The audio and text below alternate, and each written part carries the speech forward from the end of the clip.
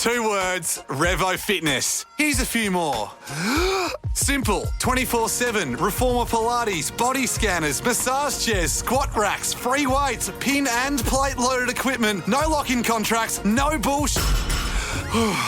All of that and more from just $9.69 a week. That's surprisingly affordable. Join now at Revo Fitness Morley or download the Revo Fitness app. RevoFitness.com.au or find the Revo Fitness app in the App Store. This is Shaun Sport in podcast form. Yesterday we had the opportunity to catch up with Eddie McGuire. We're talking all things AFL. So interesting. And of course, we played the bit about the AFL, but there was something else that we wanted to talk to him about. Certainly was. For anybody out there, Eddie has a few sons. Yeah. One of them was playing in Gridiron, NFL. Over in the US, he played for the Ohio. Ohio? I can't even say it. So now have another go. Ohio State. Okay, we don't have time to play Eddie McGuire because you took Shaun that long Oh to my say God. Ohio. It's my best effort too. Yep. All right. He won a shall we national play? championship. Yes. Here we go. Hey, Ed, we want to take the opportunity to talk to you about your son, Joe. Because Nat and I were talking about Friday. We knew we had the opportunity to speak to you. Yes. And we were thinking, oh, my God, we haven't... Last time we talked to you, we talked about Xander and how the amazing stuff he's doing in the journalism. Yes. He's carrying on the family trade. But Joe's doing a whole other level. Won a national championship Well, in he's football. showing the sporting side that I abandoned to become a multimedia megastar instead of a sporting superstar. Yes.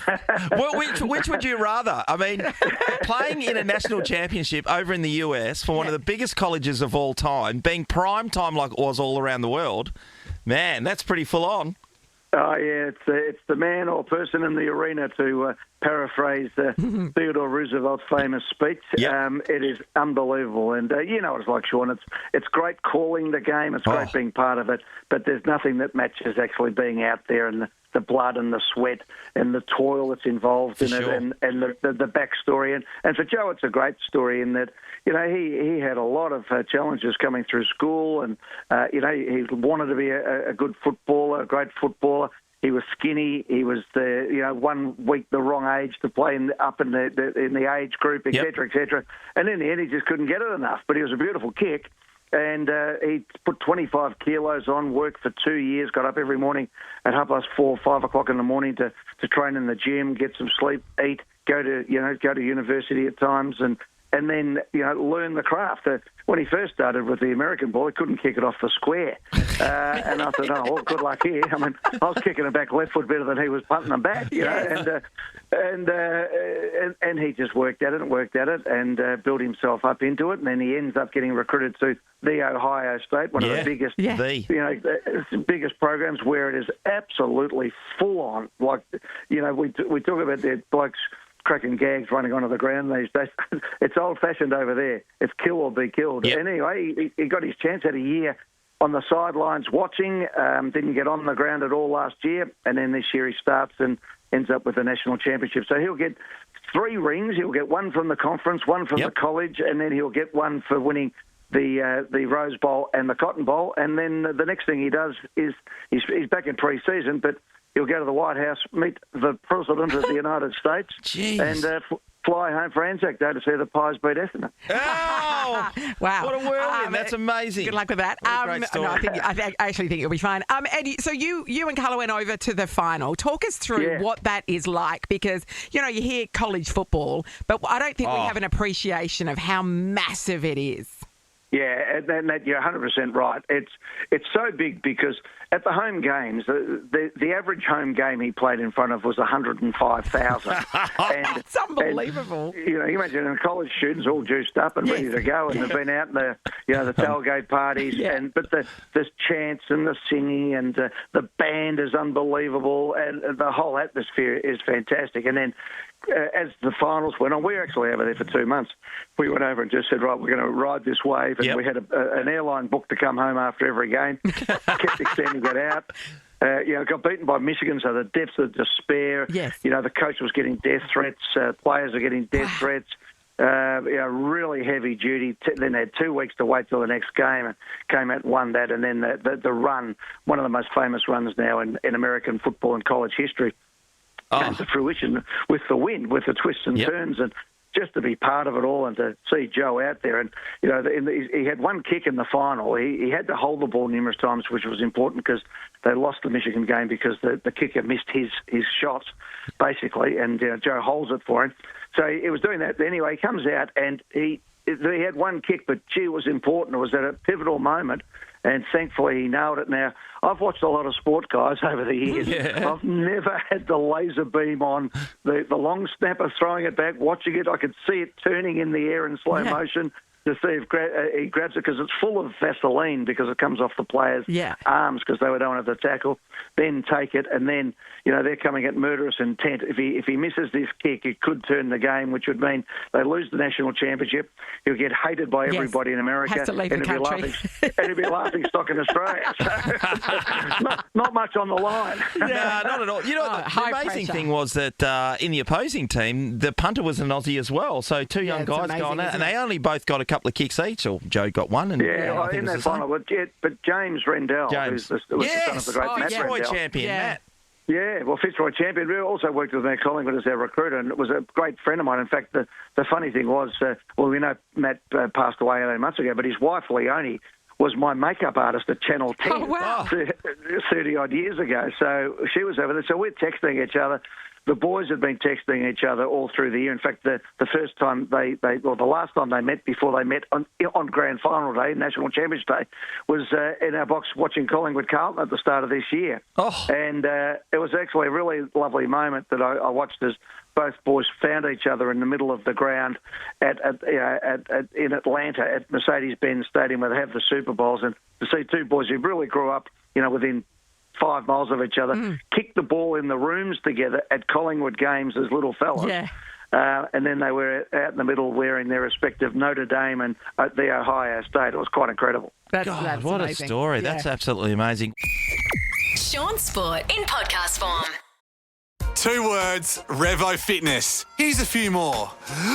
Simple, 24/7, Reformer Pilates, body scanners, massage chairs, squat racks, free weights, pin and plate loaded equipment, no lock-in contracts, no bullshit.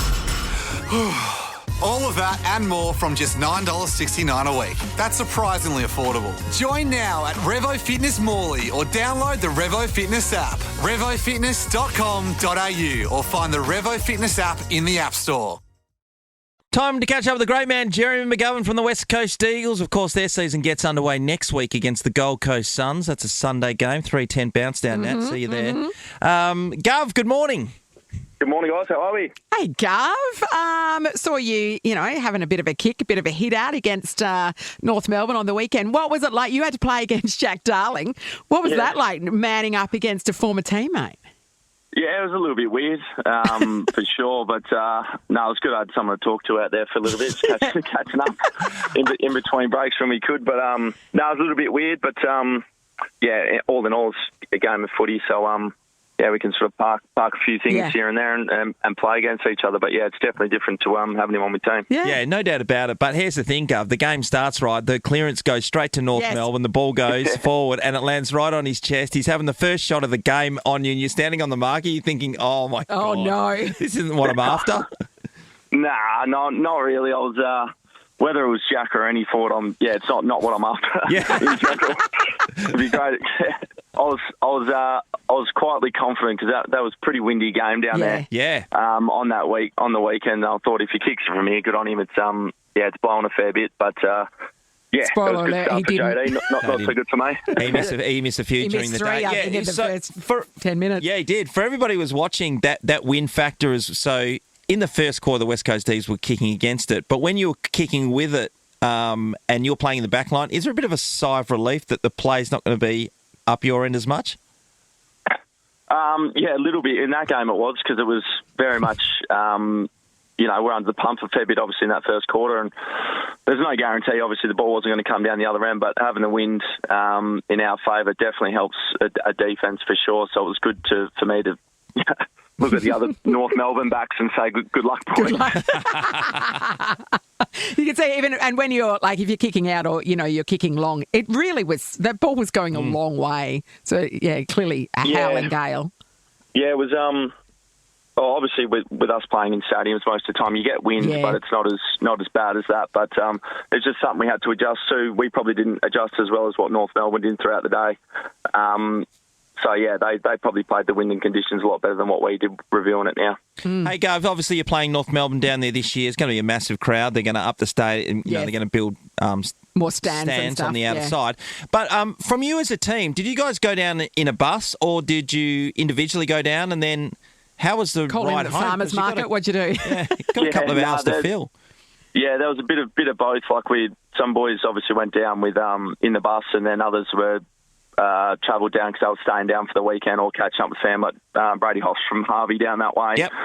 Ruben from down that way. So yeah, it's a bit of mix of both. So the club was pretty flexible on what the boys were doing, but most of the boys were on the bus. How's it been this pre-season?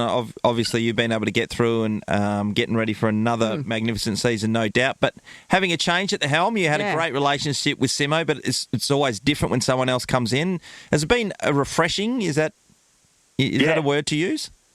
Yeah, definitely. It's obviously mixed emotions with obviously a lot of player turnover, coach turnover, a lot of change. So for me, it's a little bit sad at the start, but now obviously with Minnie coming in, it is refreshing and new and exciting, and with himself, a few new coaches and some new players, it's definitely exciting. So new style of game plan, bit of everything. So it's good. I think for a veteran now, it's something different to learn and grab onto. And is there a dramatic change? What is it? Is it just a slight tweaking, or is it a dramatic new game plan?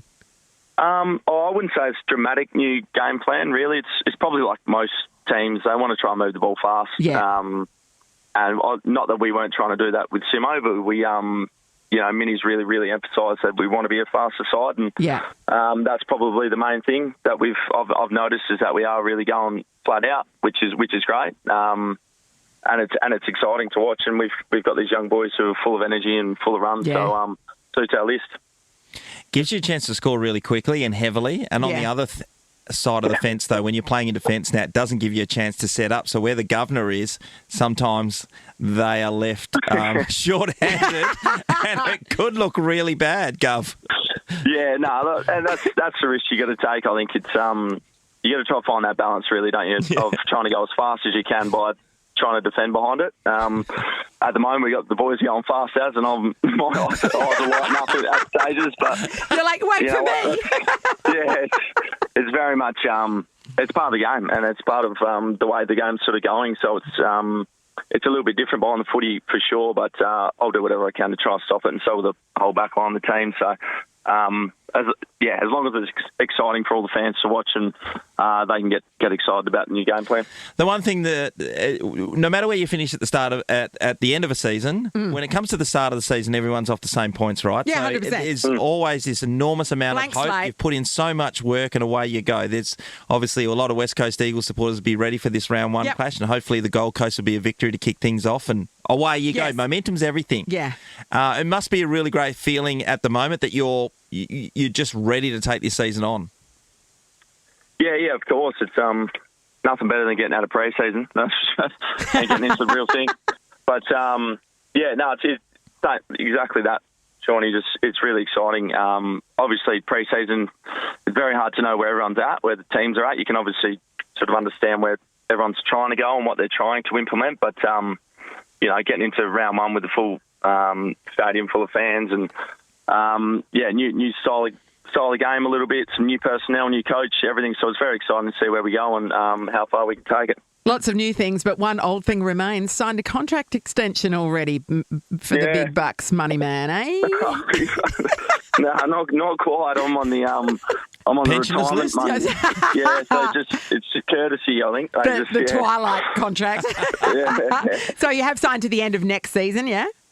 Yeah, to the end of next year, and obviously really excited to stay on with the club, and I'm extremely grateful that they've looked to give me another year, which is awesome. And for me, I'll try and get as much out of this body as I can and help this young list develop and get better. Well, it's not like you're on the downward turn. No, you were I'm all not- I'm Australian sure- last year. Let's yeah, not forget. They've got to be grateful for what you provided for them. Yeah, Absolutely. You're still a hero. Don't worry. Love your work, Gov. We'll catch up next See you, week. mate. Yeah. All right, appreciate it, guys. Good man. Back on board. Shaun Sport is a Nova podcast. For more great comedy shows like this, head to novapodcast.com.au. 2 words, Revo Fitness. Here's a few more. Simple, 24/7, Reformer Pilates, body scanners, massage chairs, squat racks, free weights, pin and plate loaded equipment, no lock-in contracts, no bullshit. All of that and more from just $9.69 a week. That's surprisingly affordable. Join now at Revo Fitness Northbridge or download the Revo Fitness app. RevoFitness.com.au or find the Revo Fitness app in the App Store.